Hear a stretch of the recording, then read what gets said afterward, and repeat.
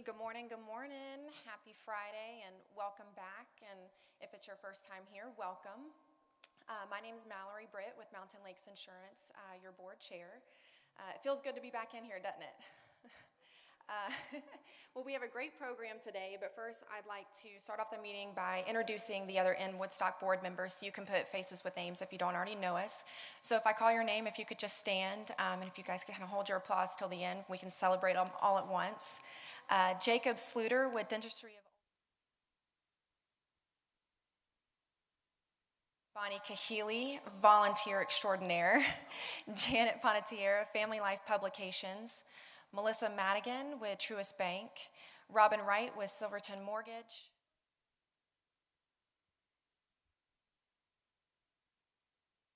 There's also Brian Stockton, the CEO. Sylvia Breitbart with the COO, and Stacy Brown and Kyle Bennett as staff. So give them a round of applause for all of their volunteer, hours. And I know we all look forward to this meeting, hearing from Mayor Donna Enriquez to deliver the state of the city. And for those of you that don't know Mayor Donnie, he was the first to serve as a city council member for Ward 6 upon its creation in 1999. He served as a city council member from January of 2000 through December of 2003. He was elected in 2005 to serve as his first term as mayor, and he began his fourth consecutive term as mayor in January of 2018 and will serve through December of 2021. He and his wife Jan have 3 children and 3 grandchildren, and which I told him, I just learned this, that he's originally from New Orleans, a huge Saints and LSU fan. Go Tigers. So if you could all help me with a warm welcome for Donnie Mayor.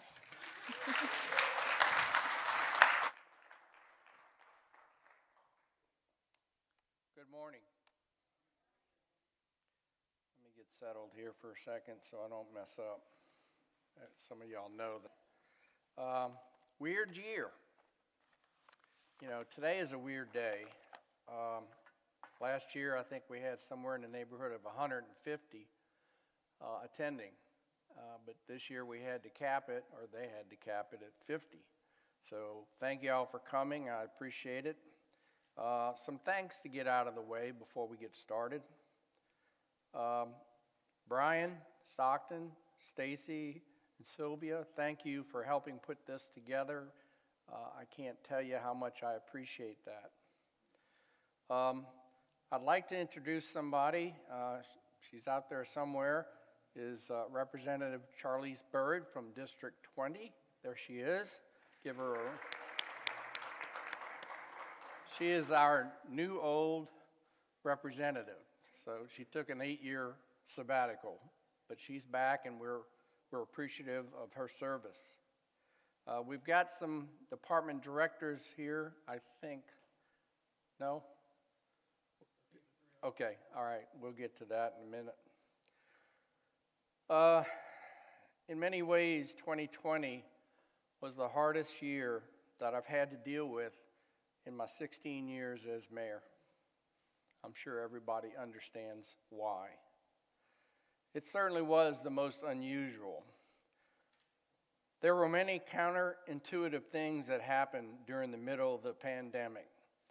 We saw record sales tax collections and issued more single-family building permits at any time since the mid-2000s, when Woodstock was one of the fastest-growing cities in the United States.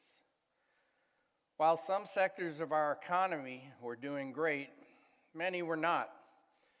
We spent a good deal of time focusing on how we could help small businesses, hotels, restaurants, which were hit with the brunt of the impact of the pandemic. We also had to focus on how we could help our residents both with their daily food needs and with connectivity issues brought about by the schools being forced into virtual classrooms. And we've had to deal with the impacts of the virus on our community and workforce. At this point, I need to make a comment about our incredible staff. I've said this often whenever I'm asked, how have we been so successful in my 16 years? Well, it takes a good staff. And it starts first and foremost in 2008 when our city manager, Jeff Moon, started. So Jeff is right over there.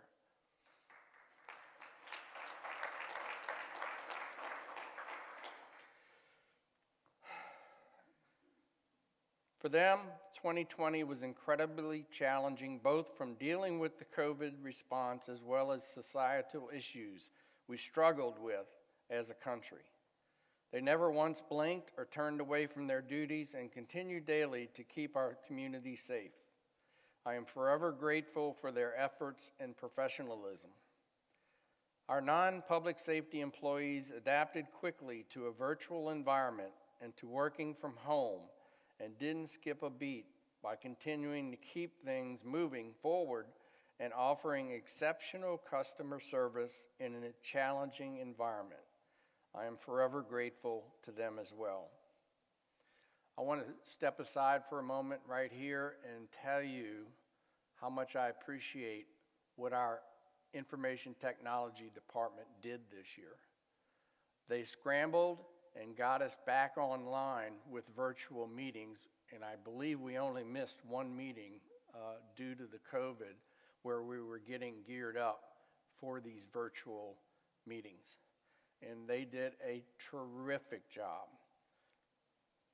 Today's presentation will be a little different than in most years. I want to start the presentation with a recap of our COVID response, which is the number one elephant in the room, and cover some of the items that I just mentioned, and then we'll look at some of the normal areas that I address each year.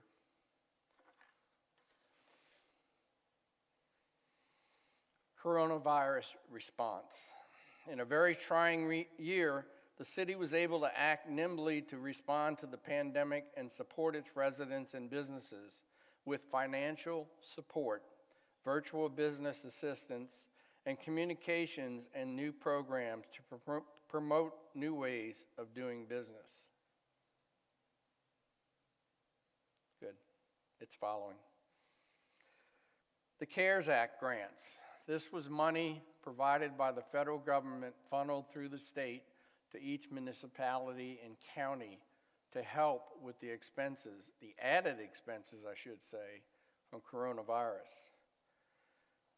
We came up with two ways that we could help our community, specifically using dollars from this act.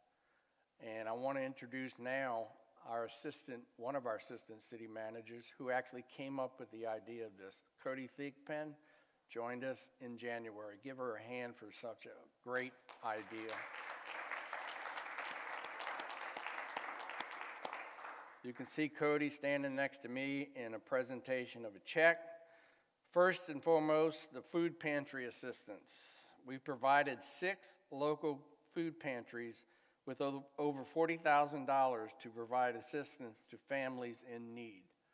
And let me tell you, these organizations do a wonderful job using that money. If they got a $10,000 grant, one of them told me specifically that $10,000 turns into $70,000 in providing assistance to people that actually have to put food on the table.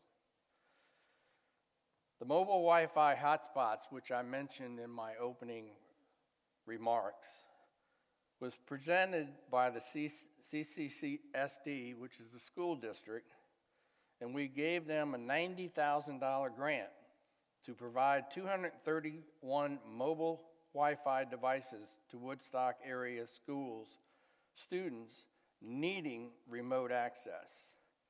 And when we met with them to talk about this idea, the one comment I made to the 3 principals for all 3 schools that are in the city limits, think big. And I think they took it to heart because they originally were saying, oh, if we can get 10 or 20. I said, no, think big. And that's where they came up with the number of 231.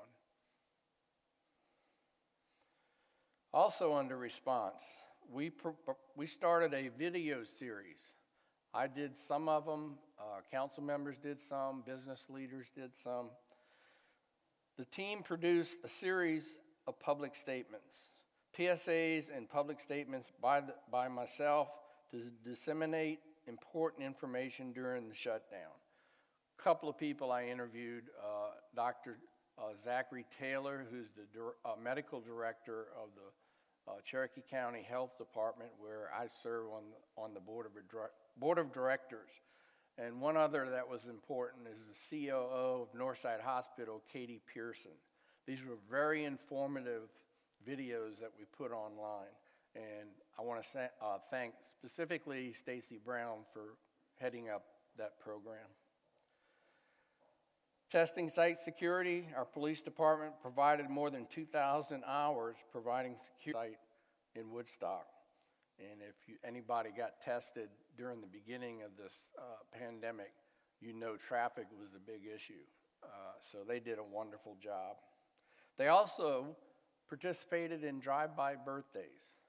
Anybody out there participate in any of those? No? They were fun. They did one in my neighborhood. They had about 25 cars, police department vehicles, and fire department when they could get away. The Meals for Woodstock, with funding from the CARES Act and partners at First Baptist Church of Woodstock and Vincenzo's right across the street, Meals for Woodstock provided over 2,400 meals at the 10 events to date, but they're still doing it. Whoops. Some of the things we did to help our local businesses. The council waived or reduced business license, regulatory, and other fees for qualifying small businesses. It is estimated that businesses will save a total of over $150,000 through this program. Also, we provided a landing page for to-go options for restaurants on the website. And the downtown videos, kind of stretching forward from the videos I talked about a minute ago, Stacy and Brian and others went around interviewing business owners, talking about how the effects are, what they're hoping to accomplish, and how we can help. And these were highly viewed videos online. I mentioned earlier the virtual meetings and events. IT department quickly set up a system to hold completely virtual and hybrid council and planning commission meetings. Through the CARES Act funding, the chambers, where we hold our meetings, is receiving additional physical and technology upgrades to continue to hold safe and distant meetings. Excuse me.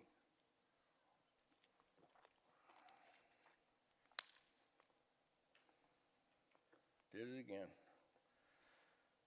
Virtual and online solutions.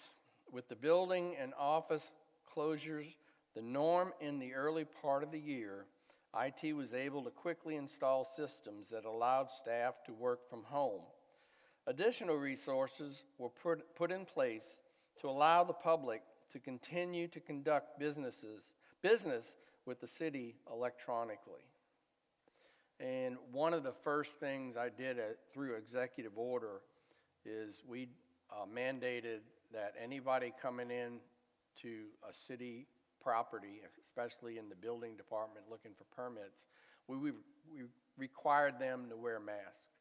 We still do that. And also we require employees when they're dealing with the public or other employees to have their mask on.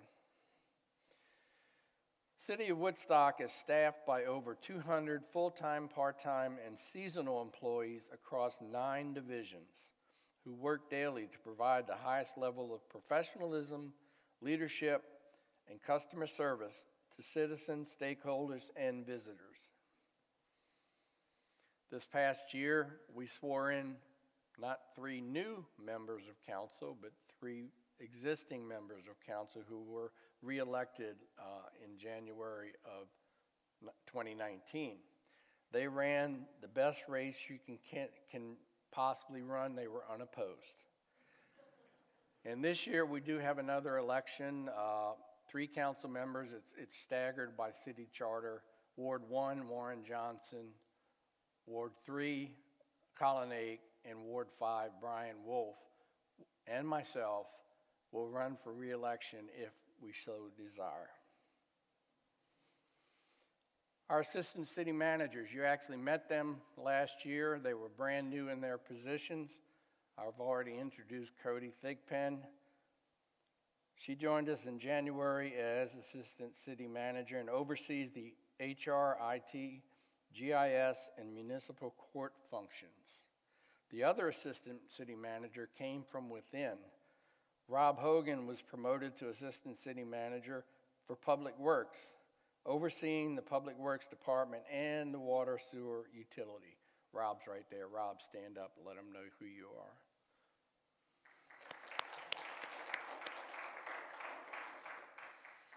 Our finance department got a new CFO. Ron Shelby started just after last year's State of the City. He's done a wonderful job picking right up right where our former CFO started. Also, we promoted Crystal Welch to Deputy Chief Financial Officer. Crystal is a wonderful story for the city. Her and Mary Beth Stockdale started about the same time I became mayor, and they were part-time receptionists. And Crystal's worked her way up to Assistant Deputy Chief Financial Officer. Here knows the job that Mary Beth Stockdale did. The Senior Center saw Jan Massey retire after 10 years of service. That's Jan on the right. She did a fantastic job for the seniors. Barry Martin came on board at the most challenging time you can possibly do. Of course, we had to shut down the Senior Center, and he was tasked as a new director, come up with a plan where we could open partially safely, and he's done that with flying colors. Employee recognition. We had our canine Dugan retire. He'll be a family pet and reside on a 25-acre farm with Danny West, who is retired EMS Chief of Operations with Cherokee Fire Department. We welcome canine Tessa, 2-year-old Belgian. Does anybody know how to say that? Okay, thank you. She's from Serbia, certified in narcotics apprehension, evidence recovery, and tracking. Canine team earned second place in the 11th annual South Georgia Canine Training and Certification Workshop. In memoriam, we lost one of our former police chiefs. James Stone, age 89, passed away Wednesday, August 26, 2020, at his residence. I remember Chief Stone, when I first became a council member, all of our meeting packets were hard copy and had to be delivered to each council member, and that's where I met him. I mean, it was like clockwork. On Friday afternoon at 3 p.m., he showed up my doorstep with the packet. He was very disciplined, I'll tell you that. Under sustainability, we took proactive steps to provide the citizens with a sustainable living environment. The goal of these programs is to define and implement the necessary steps to minimize the city's negative impact on the environment while promoting energy efficiency and cost savings. The Little River cleanup that we do each year, 200 volunteer hours with over 2 tons of litter and debris collected and removed from Little River. The Bring One for the Chipper, the Christmas tree program, last year provided 397 trees. The street sweeper, this is, Brian and I were talking earlier, this is the most amazing statistic. 255,000 plus pounds of leaves and debris were picked up from the streets of Woodstock. And again, I'll tell you, no, I don't count those pounds. The Adopt a Trail program was instituted this year. The program initiated in 2020 that allows businesses, corporations, and organizations to adopt 1-mile sections of the trail system for cleanup events. There are currently 9 sections, all of which have been adopted. That picture there is the Town Lake Rotary Club, who, before we adopted this program, were already helping in cleanup and maintenance of the trail system. We upgraded our water meters. The program is auto system, allowing customers to monitor water usage through an app on their smartphone and reduce staff time through virtual meter readings. I'm learning more about that because the house we bought a couple of years ago, we put in a sprinkler system, and Rob and I have talked about the water bill quite often, right, Rob? I pay my water bill. Economic highlights. Even with the economic struggles of the year, Woodstock has seen a continuation of its robust local economy. While overall revenue was down 4.6 due to certain revenue streams being lower, the local economy was driven by retail sales and investments in construction. There was a $65 million increase in construction value from 2019, bringing the 2020 total to $185 million. So you can see that aspect of the business community has not slowed down at all. And if anybody's ever had to lay a pad of concrete or build a new structure, you know what the cost of building materials have gone. We issued 600 new business licenses. That's up 42% from the year before. 4,500 total permits were issued, which is up 44% from 2019. I've thought about that stat, and the only thing I can come up with is there's more home-based businesses due to the virtual situation that we're in. I can't figure out anything else that's the cause of that. 456 single-family permits were issued, which is up, again, 42% from the year before. Amazing numbers. Our financial excellence, we reduced the millage rate by 3.77%. The city's total debt decreased $2.5 million, and the debt rating was raised by Moody's debt rating scale to AA2. And what that means is, the financial people out there know, it means when we do borrow money, we get the lowest possible rate we can possibly get. We also had the 27th year of achievement in financial reporting by GOFA. The Woodstock DDA opened Made Mercantile in November with 7 member companies located in the Retail Small Business Incubator. In conjunction with the city, the DDA closed on the purchase of the current Morgan's Ace Hardware site. The current store will relocate to the new location this spring.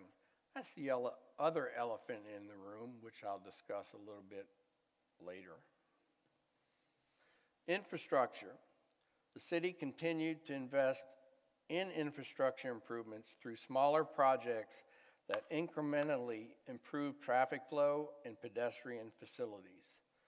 A major project that was funded this year utilizing a $3.27 million infrastructure grant from the state is the Hub Transformation Project that will change Mill Street to 2 ways, add a roundabout at the intersection of Mill and Town Lake, where the Red Barn business is, and add a left turn lane from Town Lake Parkway to Main Street, something I've been trying to get for years.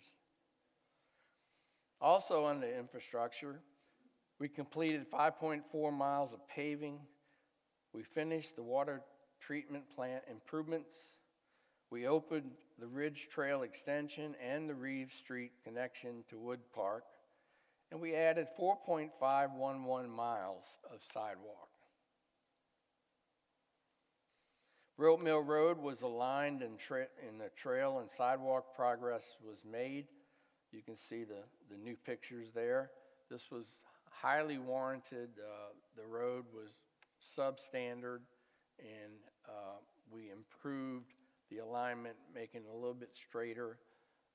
But we also hope, whenever we get approval from the state, that we lower the speed limit to 25. The Buckhead Crossing and Ridgewalk Parkway intersections with Main Street both receive dual left turn lanes. Now, if you've ever taken Buckhead Crossing from the movie theater, hopefully they'll be back, or Bullock's, you can know what an improvement this was to that intersection. It also reduced accidents by a long shot. Old Rope Mill Park, the kayak launch was completed. This was a long, ongoing project, kind of a running joke that, this year we're going to have the kayak launch this year. So it finally happened. We're very proud of that, and also it's very, very, very much utilized. The downtown playground, I'm sure everybody's seen it by this time, has been a tremendous success, I think, rivaling when we opened Woodstock Park. They're both heavily utilized. And there's also a trailhead with restrooms at the beginning of the trail system there. Under outreach and engagement, we continued, but doing it socially distanced. The city provided outreach and engagement programs for its residents and visitors. The picture there is the Shop with a Hero program, which I'm sure everybody's familiar with. We went ahead and did that, and about 100 or so kids were affected by this program. Memorial Day, you know that we always have a ceremony in the park, but we were not able to this year. But we produced a virtual ceremony that garnered national media coverage. The 9/11 and Veterans Day ceremonies, instead of annual ceremonies, the Parks and Rec Department created an exhibit in the Visitor Center to commemorate Patriots Day and produced a virtual Veterans Day observance. Our Christmas parade, which is a highlight of a year for especially for kids and senior kids alike, Parks and Rec hosted the parade at River Ridge High School by having a reverse parade of lights, allowing parade goers to enjoy from the safety of their vehicle. And right off the bat, you're going to be thinking, why did we do River Ridge and not Woodstock? It was determined the path was a little bit easier for the cars to get through. But for this year, if we do the virtual again, we're going to look at Woodstock High School a little harder. Public Safety Foundation raised more than $100,000 for outreach programs like the Shop with a Hero program. Our Explorer Post 1609 won second place in their category against more than 3,500 other explorers at their annual competition in Gatlinburg. In Woodstock, raised more than $20,000 in Scarecrow Invasion with the Scarecrow Invasion and Jingle Mingle fundraisers, all of which is reinvested back into the community. WoodstockGA.gov was rebuilt and launched a new topic-based city website, making it easier to find the information being sought. Our Parks and Rec Master Plan received more than 300% more responses than the previous plan.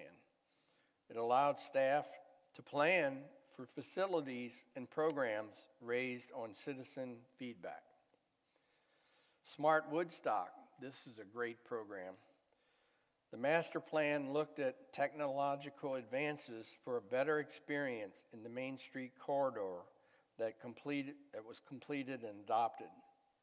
Pilot projects being considered included in-ground lighting crosswalk and parking availability technology. Just imagine soon you'll be able to have an app on your phone which you'll refer to when you need to park in downtown, and the app will tell you where there's a space available.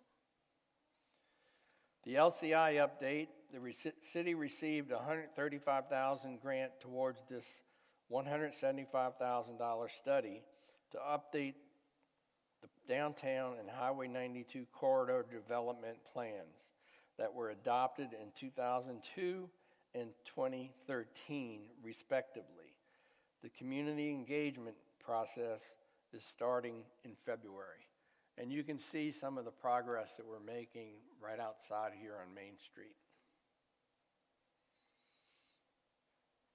Woodstock Police Department completed 3-year assessment and maintained national and state certifications. Reported crime was down 21% from 2019, which is the lowest level in a decade. Instituted implicit bias training and provided training in social intelligence, doubling the state's requirement. I'd like to introduce Cal Moss today, but he's not with us. He and his family have COVID, but he's doing well. Governor Kemp recognized the PD for its internet crimes against children investigations. Also under community outreach, reduced in-person interactions, Woodstock Fire still reached over 7,000 citizens through outreach efforts. The response to 5,720 calls for service maintaining a 5-minute average response time. Under training, the fire department completed an average of 309 hours of training per employee with 100% EMS training and recertification for all personnel. I'd introduce Dave Sumas. You all know him, but he's currently a little busy. Under efficiency and security, I mentioned what a great job the IT department did, but they also assessed and assisted fire and rescue in moving to the new countywide dispatch system. GIS launched Data Hub with free data, maps, and the web apps, and worked with the PD to develop an accident analysis dashboard to improve information gathering on accident trends and causes. City Reporter Parks inspection software found and repaired over 200 faults at park facilities.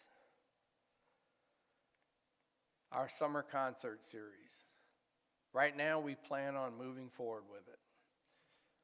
We're taking the artists from last year, of course, that we had to cancel.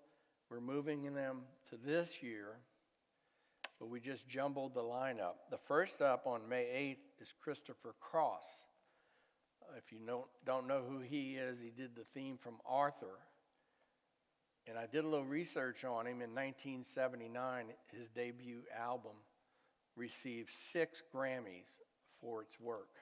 Many of his hits were on there. The theme from Arthur came out on an album in 1981 and received the Oscar for Best Song of the Year. June 12th is the Black Jacket Symphony, and they'll be performing Tom Petty's Damn the Torpedoes. July 9th is the Ultimate Queen celebration with Mark Martel. He did some of the vocals for the Bohemian Rhapsody movie. August 14th is the Steep Canyon Rangers, which is Steve Martin's backup band when he does tours. Don't think Steve's going to be here, but if he shows up, we'll welcome him, I think. And then last is a local band, which is Rumors on September 18th. They are a Fleetwood Mac cover band.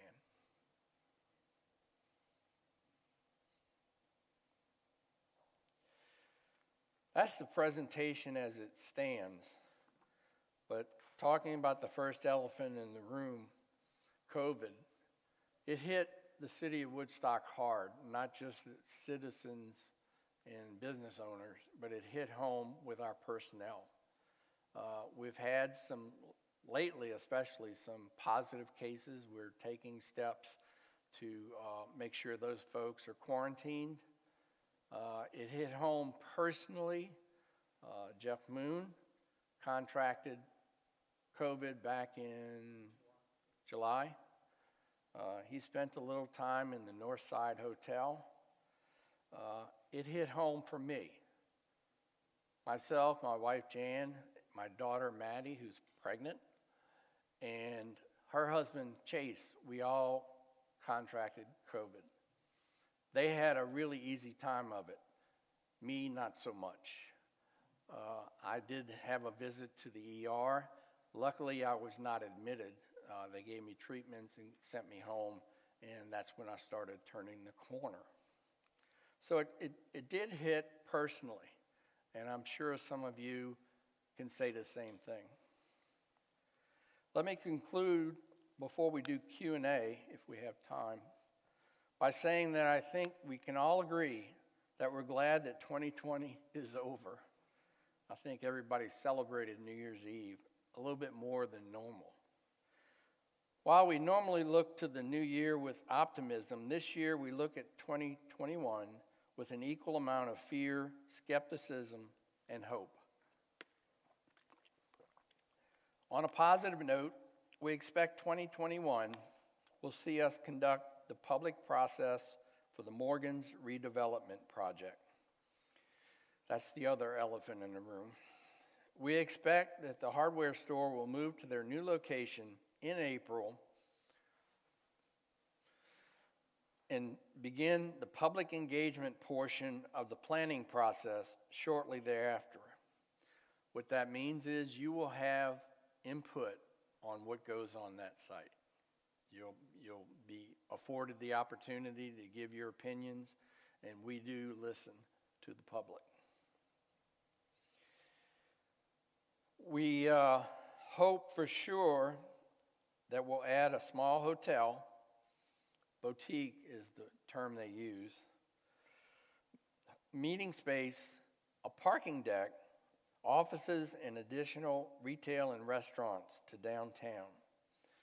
Associated with the project will be other infrastructure improvements that will go along with the project to improve traffic flow. So we're not just going to plop these facilities on that property. We're going to take into consideration how you have to get in and out without impeding the traffic that's already there. No matter what 2020 brings, I know that our community is strong and we can make it through together just like we did in 2020. Now, a couple of years ago, my wife did my DNA, and of course, my last name, Henriquez, we found out, which we've known for years, but we confirmed, is Portuguese. And I'm told it means good sailor for some reason. I'm not sure. But part of the DNA process came out that I'm 53% Irish. I have two grandmothers that were straight from the homeland. So with that in mind, I'd like to leave you with an old Irish blessing. May there always be work for your hands to do. May your purse always hold a coin or two. May the sun always shine on your window pane. May a rainbow be certain to follow each rain. May the hand of a friend always be near you. May God fill your heart with gladness to cheer you. Here's to a prosperous and better 21. Thank you.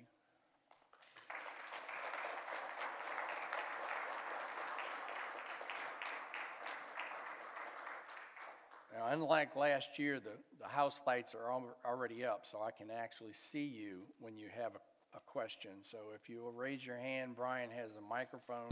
Wait till he gets to you. And then I believe he has a little gift for those that ask a question. Anybody? Come on. I didn't do that good of a job. The gift is really, really good for 2020. You get a shot glass. There you go.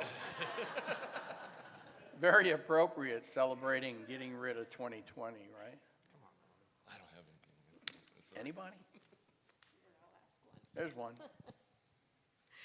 In regards to the future development of the Ace Hardware site, how will the public be informed of the options that are being considered and when input is requested?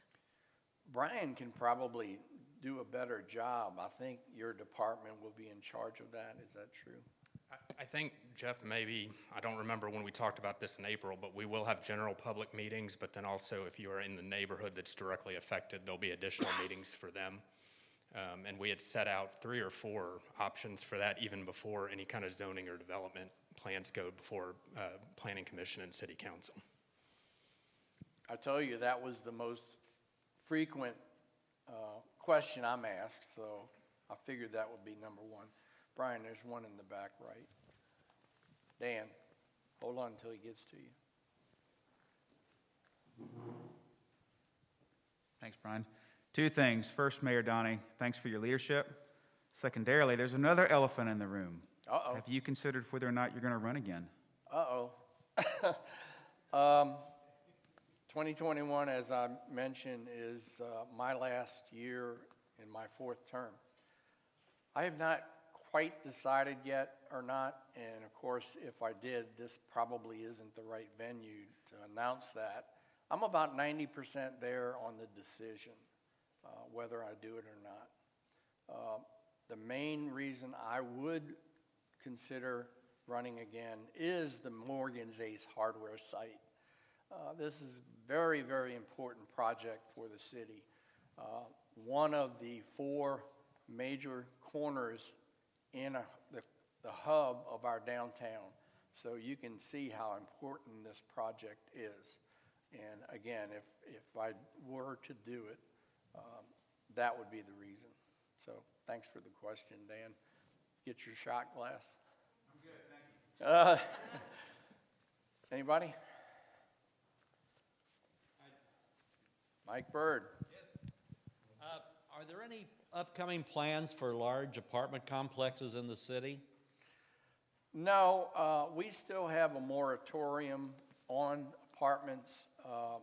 We instituted a percentage several years ago.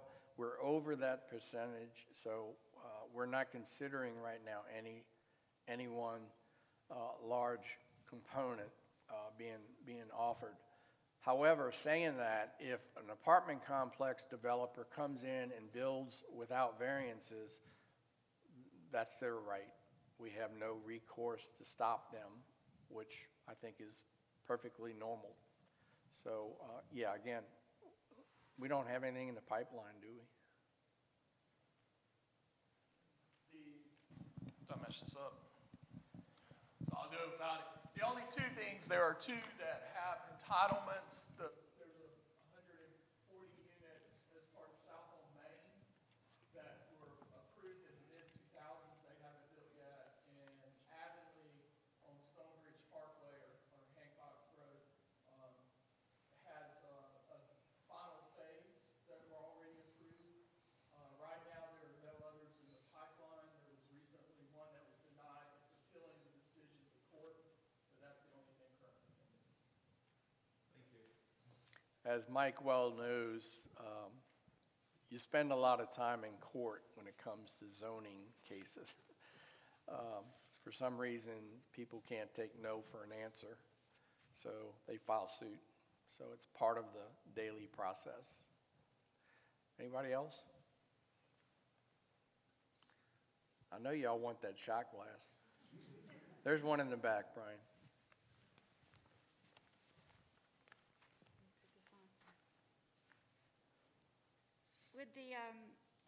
With Morgan's, when you're talking about the site that we're going to change, Is there any incorporation of pedestrian safety? Because there are still a lot of cars flying up, and there's pedestrians crossing to go to the concert and such. Yes, ma'am. You heard me mention briefly in the presentation about our Smart Woodstock program. So we're continuing to constantly improve pedestrian safety. And that will be an important component of that project. I anticipate, this is not set in stone, that East Main, which is right in front of the train depot, freight kitchen and tap, that will probably be closed off to car traffic as part of the redevelopment. And we will reroute cars getting into that area. Public safety, pedestrian safety is first and foremost when it comes to downtown development. So rest assured that will be part of the program. Hope I answered your question. Anybody? Oh, all the way up, Bonnie.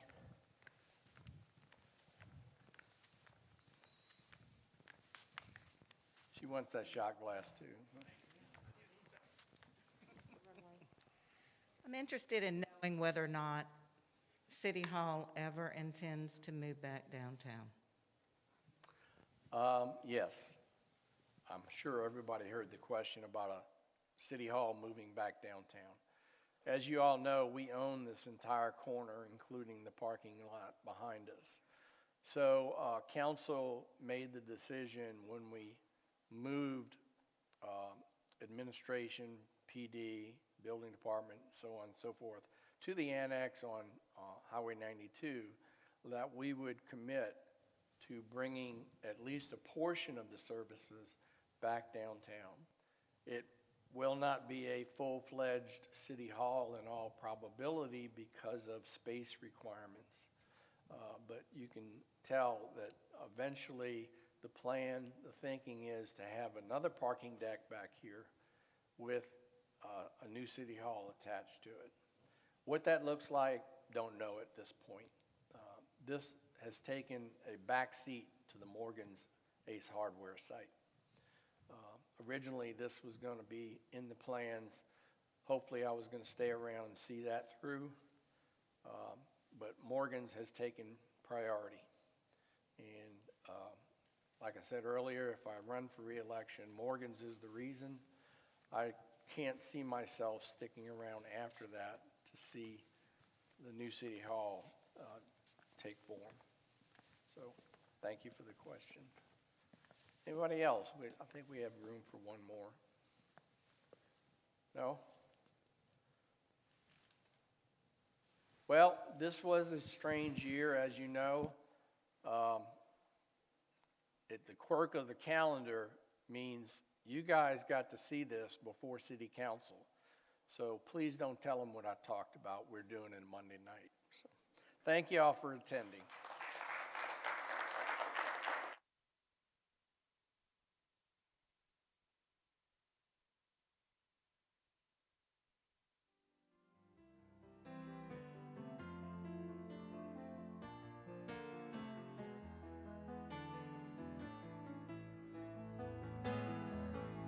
Once in your life, you find her, someone who turns your heart around.